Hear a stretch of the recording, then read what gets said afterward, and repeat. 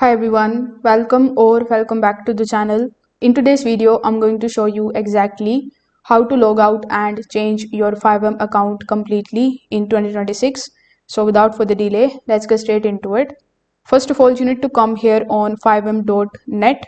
Once you are here, you are going to see your profile icon on the top right hand corner of the screen. As soon as you click on your profile icon, the sign out option will be in front of you. So you need to press that sign out option and you will be log out of your FiveM account completely.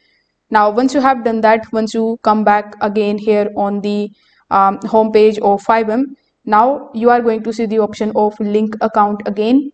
So when you click on the option of link account, you just have to simply provide the ID of your second FiveM account, and this way you will be able to log out and change FiveM account completely. If this video helped you out, make sure that you like this video and subscribe to the channel. Thanks for watching.